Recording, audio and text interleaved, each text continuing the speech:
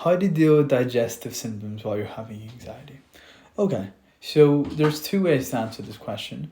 And one is the fact that if your digestive habits, like your diet, is causing anxiety, right? If that's the oops, if that's the case, you want to focus on that first, right? But if it's the case that your diet is actually fine and your anxiety is causing digestive symptoms, because obviously your gut and your brain is connected and 95% of your serotonin is made in your gut, if that is exacerbating in terms of making your anxiety symptoms worse, here's a couple things that would help. So one is belly breathing, right? So learning to properly breathe from your diaphragm. So you're breathing from your diaphragm, you're moving through, whenever you take a breath, your rib cage is expanding properly. Some people call it belly breathing. That helps your digestion, okay? That's one. The second thing is at night, do an abdominal massage. So I had IBS, I had constipation almost every day, and it would make me feel very uncomfortable, and I would have really anxious symptoms about this. So one thing I would do is at night I would do a belly massage. You can look up on YouTube, but it's kind of from the left, or sorry, from the right to the left, right? So you're kind of going like this. You're kind of making a circle. There's massage videos on YouTube. Watch them, try them, see what works for you. Okay? But that's one thing. Eating whole foods a given. Another thing is taking prebiotics, natural prebiotics like kimchi. Things like that help your digestive symptoms because your gut has bacteria, and the more you can replenish your gut of good bacteria, it helps. Okay, thank you for the likes, guys. All right, Kimmy. So I've got the flu and I feel my anxiety is heightened. Why? So two things, right? So obviously when you have a flu or any type of sickness, for your body's kind of under attack, right? So obviously you're going to be prone to feeling more unsafe. Another thing is if you have the flu, your airways are blocked, you're going to be more sensitive, you're going to be more physically uncomfortable, you won't be able to breathe as deep. That could contribute as well.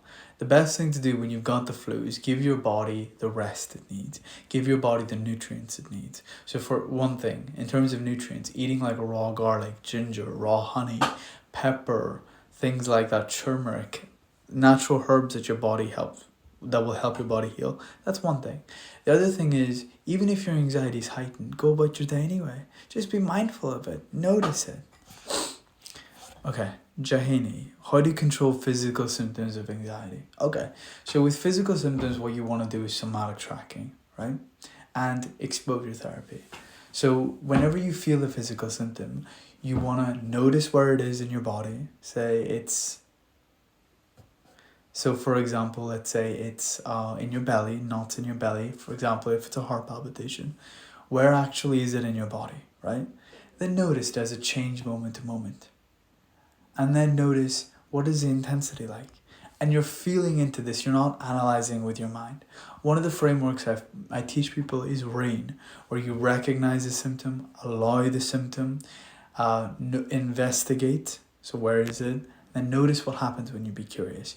Because if you be curious, curiosity is a key word here, when you be curious about your symptoms, it helps you reprocess the symptom in your body from a state of safety. Why? Because the same part of your brain, the amygdala, that controls the fight or flight stress response, that anxiety response, is the same part of your brain that controls curiosity. What does that mean? That means you can genuinely be curious and genuinely be afraid at the same time. Okay, Jahini, thank you for the heart. You got number 1 gifter badge. Okay. Orlando, numb head symptoms. You want to do the same with that. Where do you feel it in your head? Be curious. What does it actually feel like? I know you felt it a million times before, but what does it actually feel like? Miguel, thank you for the follow. Orlando, DPDR. So anyone suffering with DPDR, DPDR isn't the actual specific issue, and DPDR is actually just a side effect of your nervous system being dysregulated and that excessive anxiety. So things that can make worse or DPDR worse: excessive screen use, excessive weed use of cannabis, video games, excessive dopamine releasing activities. That can kind of make DPDR worse. So things that can help with that, obviously regulating your nervous system, but in particular things that reconnect to your body and your present experience. Things that do this: meditation, yoga, uh, nature, walking, moving your body, sprinting, things like that. Kimmy, I've still been going to work, thank you. Good for you. Okay. Amelia, dizziness and my feet feel weak at times. I'm scared to go to the gym. Okay. So with your dizziness and your feet feeling weak at times, right? A helpful thing to know is to actually notice it happening and realize that you're safe anyway. So there's something called a message of safety, which is where you look around the you look around the room through your eyes. You notice through your vision that you are actually safe, right? And then when you notice that you're actually safe, in terms of, is anyone trying to attack me? Even if your feet feel weak or you feel a little dizzy, is anyone trying to attack you? Is anyone trying to hurt you? And the reason you're doing this with your eyes is because your eyes are part of your nervous system, right? So do a message of safety. And then after that, obviously apply somatic tracking. Now, in terms of you're scared to go to the gym, start with a baby step. So this, we're talking about exposure therapy really here, right? So start with a baby step. Instead of going to the gym for an hour, go to the gym, go for a 5-minute walk. And then next week, maybe go to the gym and do one stretch. And then next week, do one set. And then maybe the week after that, do 2 sets. And then do half an hour workout. Build yourself up with the symptoms. Kind of ease yourself in when you have physical symptoms and you're mixing in with exposure therapy. Leaky. Why did my thoughts become more anxious when I learned to just absorb them without reacting? So 2 things on this. One is you might necessarily not actually be more anxious, but now you're more aware of your anxiety, because whenever you're learning to observe them, for example through meditation, you actually observe more of your thoughts. So you have around 60,000 thoughts a day. The vast majority of that is usually negative, and a lot of them is just repeating, right? So with that, literally just let them pass. Let that anxiety come. Because if you're really observing without reacting, it doesn't matter what thought comes. It can be the worst anxious thought, intrusive thought, but you still let it pass. As long as you don't follow the train of thought and you follow the next thought and the next thought, that's what matters. So instead, don't ask the question and let whatever thought wants to come. Okay. Frankie G Boss. Yes, bro, you okay? I'm okay, man. Hope you're okay too. Okay. Well done, Franco, for the badge. Okay. User 82, bunch of numbers. What do you think about medication? So I get asked this a lot. Here's my opinion of medication. I'm not going to be your doctor and tell you, okay, take medication, take sertraline, or take some sort of specific medication. That's not what I'm going to tell you to do, okay? Here's what I will say that has helped me, and you can kind of apply what, will work for you. One thing is, I think that from the people that I know that are on medication and start healing their anxiety, they don't use medication as a substitute, right? So medication isn't the only thing they're doing to help heal their anxiety. They're mixing medication in with healthy habits, with finding the root cause, with positive changes, exposure therapy, etc., right? Some people are using medication to kind of give them some breathing room to help take that action. Now, if you do that, I think medication is good for you. The other thing I will say for me is that I knew my own body, and medication had a lot of side effects, like including digestive issues. So I chose to not take medication, especially when doctors gave me antibiotics as well that made my gut health worse. So I chose to listen to my own body. So that's another thing. Take medication if you have to give some breathing room. To help you make positive changes, so don't use it as a substitute. 2, you know your own body best more than the doctors, so listen to your intuition.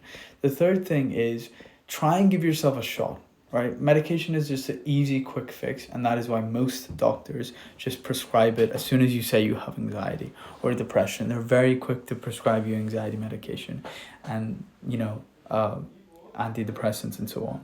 So at least give yourself a shot and try some of the natural things first. Try exposure therapy, try meditation, try exercise, try getting enough sleep.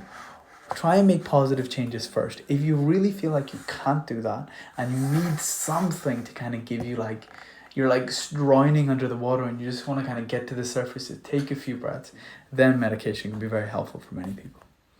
Okay, Leaky, every time I'm having a good day and observe my thoughts, they seem to get worse. So the problem, Leaky, is you still identify with your thoughts, because even your reaction to the thoughts getting worse, that is another thought, and you're not just noticing that. Like real talk, guys, whenever you start meditating, you start the goal starts becoming, okay, how present can I be? How many thoughts can I observe? And then if you're still like fracturing your experience into preferable thoughts and not preferable thoughts. So for example, if you're like, okay, if I have anxious thoughts, that's bad, and if I don't have anxious thoughts, that's good, then you're missing the point. The point of actually being mindful is to notice the thought regardless, right? It doesn't matter if an anxious thought or a not anxious thought pops into your experience, because you don't identify with it regardless. For example, if I were to tell you, any of you guys, if somebody were to say to me, right, I hate your blue hair, I wouldn't care, because I don't have blue hair, because I don't identify with it. Same with your anxious thoughts. If somebody says to me, oh, I hate your beard and I hate your black hair, and I believe them, I will get triggered by that. So continue meditation and don't ask the question about like every time they seem to get worse. Let them get worse. It doesn't matter. Stay with your body. Stay with your breath. Notice the thoughts. Stay what is happening moment to moment. Tune into your experience. Thank you. Jonathan, hey, bro, did you struggle with depression also with anxiety? Yes, I did. Okay. So especially whenever my mental health was getting worse and I felt kind of hopeless, I would feel really depressed. I would feel like, when is the symptoms gonna go away? When am I gonna feel better?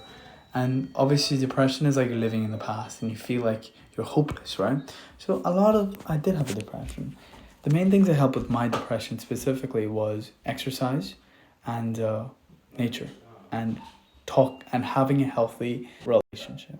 Sorry, my partner keeps messaging me. I think she forgets I'm in a live, but it's sweet she's messaging. Okay. All right. So, okay. Next question. Okay, Franco. It's okay to do breathing technique every day? Yes, it's okay. Okay. It depends what breathing technique, right? For example, the Wim Hof breathing technique, you shouldn't do that if you're driving. You shouldn't do that if you're in water. You don't want to pass out or anything like that.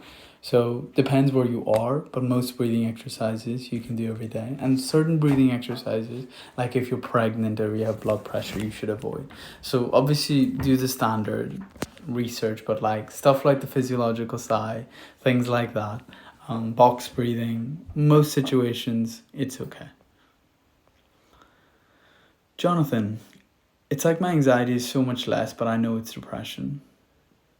Okay. So I'm assuming you mean you have anxiety from depression, or down to the anxiety is reduced, it's just depression you have now? Well, don't forget number 3 after bad, Jonathan. Give that. I feel like I'm not safe even at home sometimes. So things that help, right? Obviously, when your nervous system is in fight or flight, the whole point is you don't feel safe, right?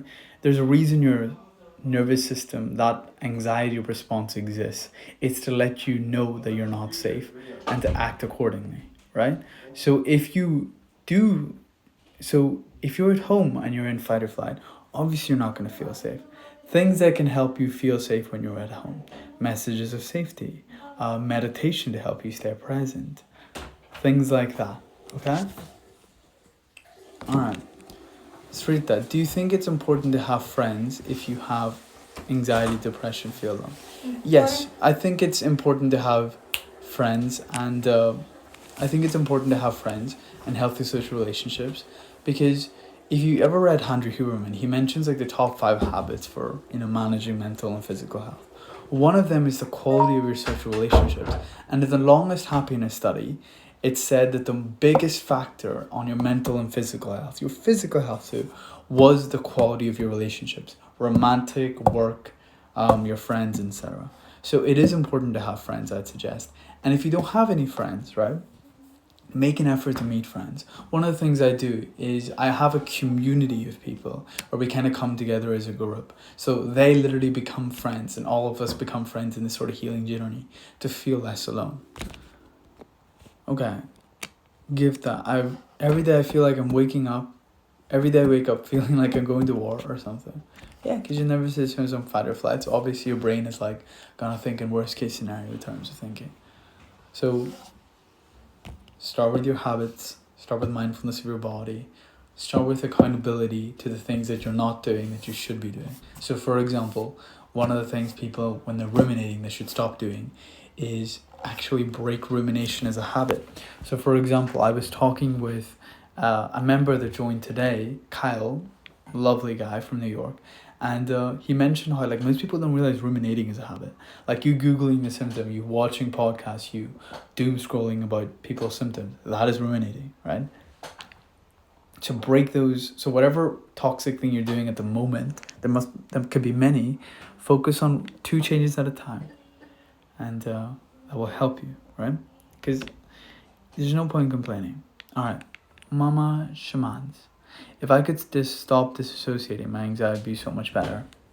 So, right, a part of the reason why you disassociate, right, is your brain disassociates from your human experience as a protective mechanism, right?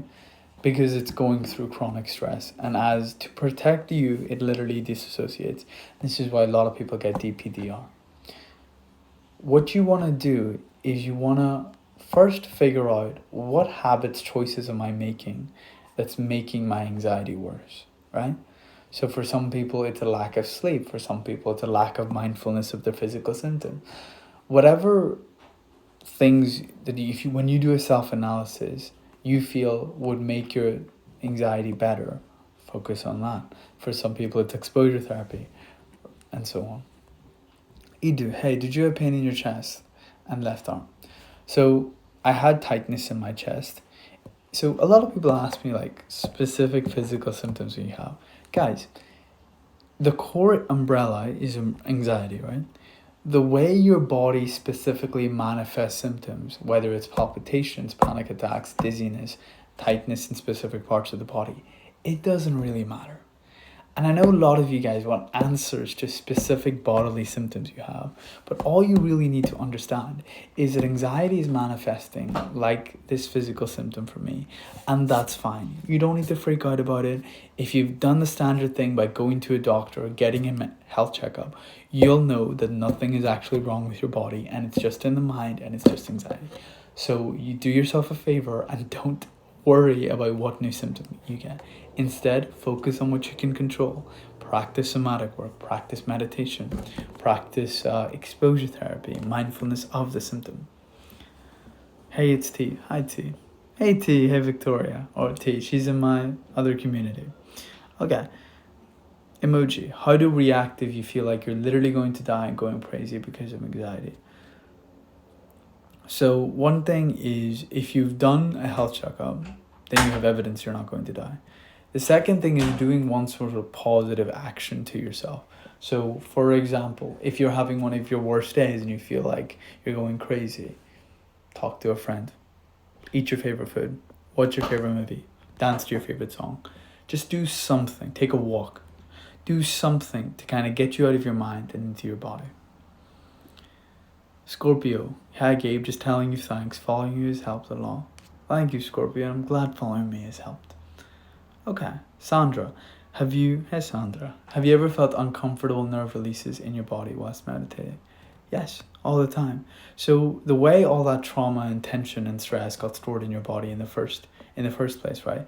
It wasn't really stored gracefully, right? It kind of came through fear, came through stress, came through tension. So obviously, it releasing can be uncomfortable at times, right? The main thing is just stay mindful and let it change. Let the sensation be however it wants to be. Don't try and solve it, don't try and fix it.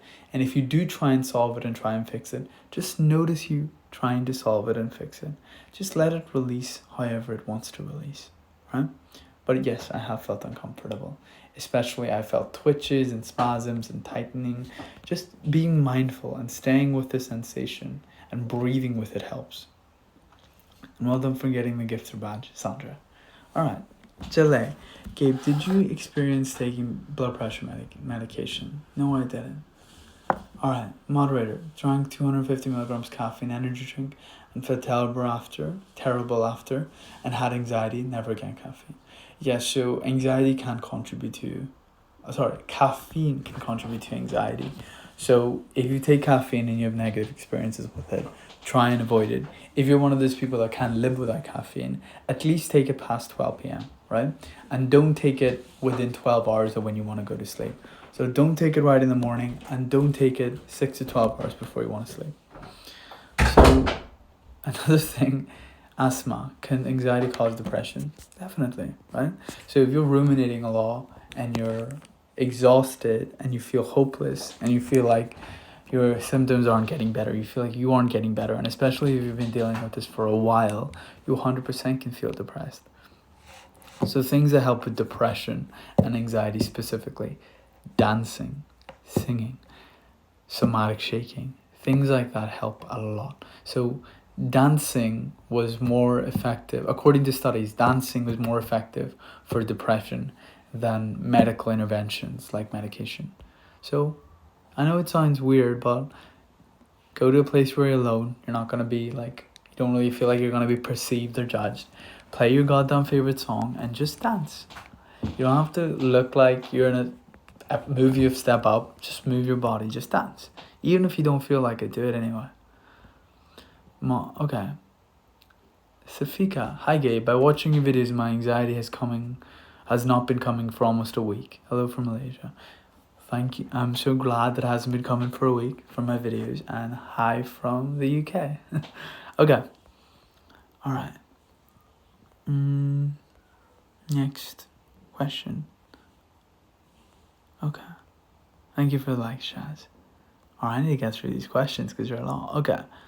And magnesium with it still didn't react well with me. No caffeine again. Magnesium is great, guys, especially if you take it at night.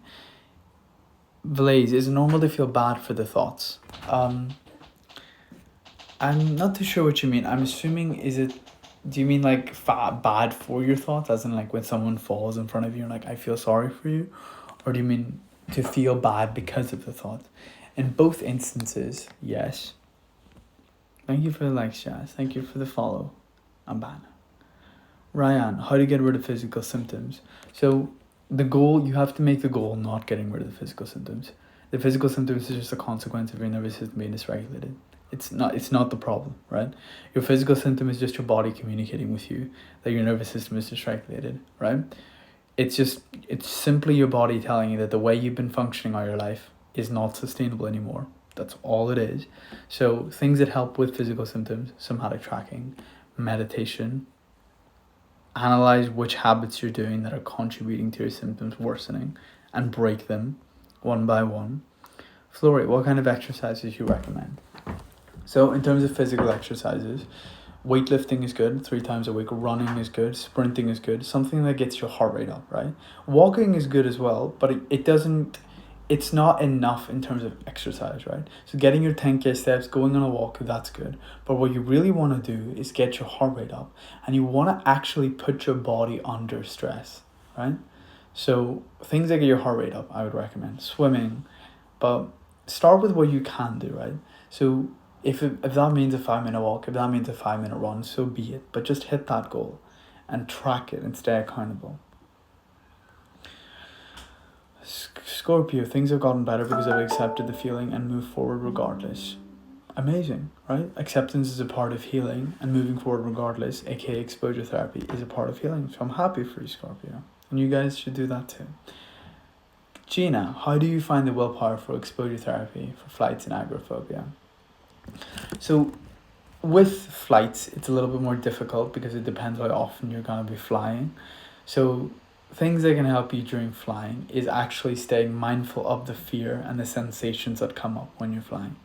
If it's exposure therapy, so for agoraphobia, for example, which is more broad, start by going like a little bit outside your safe zone. Is that 10 meters outside your house? Is that 100 meters? Is that a mile? Just slowly increase the threshold day by day. But start with something that's a little bit hard, but you can actually manage. and then you can, work your way up to that flight or whatever. Gina, does anemia affect my healing process? So it depends, right? Obviously, for example, anemia, your absorption of iron from your blood cells isn't great. So what can you control with anemia? You can control the food you eat. You can control habits that help anemia. So that, I guess, is like a thing you can focus on. But if you had anxiety despite not having anemia, then it's unlikely that anemia is your specific cause. And even if it is, if you're doing healthy habits to help your anxiety, you're also doing healthy habits that help anemia. But yeah. NA421, how do you stop intrusive thoughts? You don't. In fact, once you start meditation, you realize you can't control the thoughts you're having anyway. And the point isn't to stop thoughts or get rid of thoughts. The point is to actually notice them and stay present. The problem with intrusive thoughts, right? It's that they're so intense and they grasp you. It's like, think of your mind like a magnet, right? Your attention like a magnet. And thoughts are like a metal that's magnetic, and your mind just drifts like a magnet to that metal.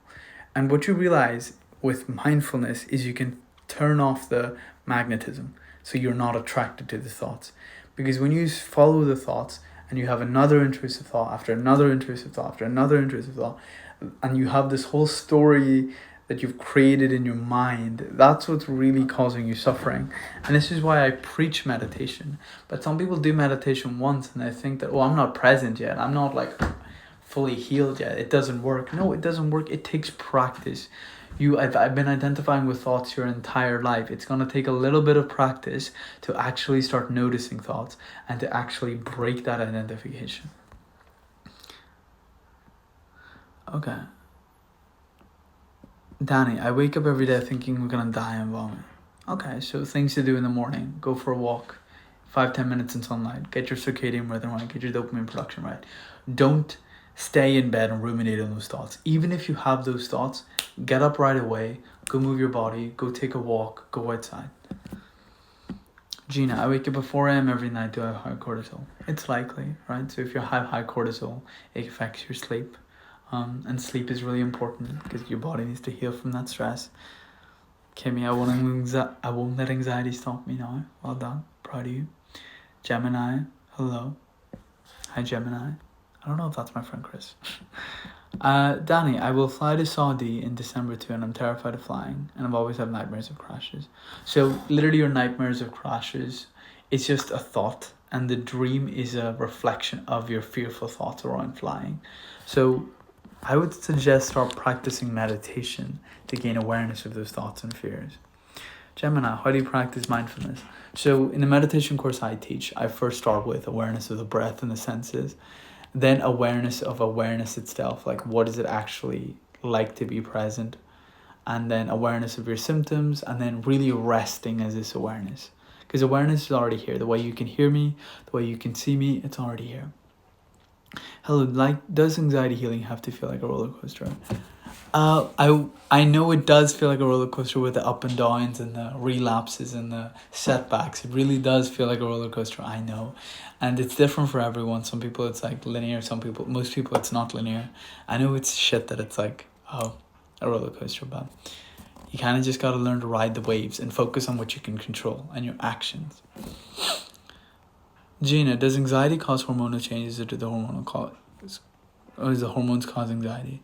So it depends, Lo. So this tends to affect women more, especially due to menopause phases, and whenever also women when they get older and menopause stops, that I've read that can affect anxiety, but if it's kind of constant and and your hormones are imbalanced, then it can cause.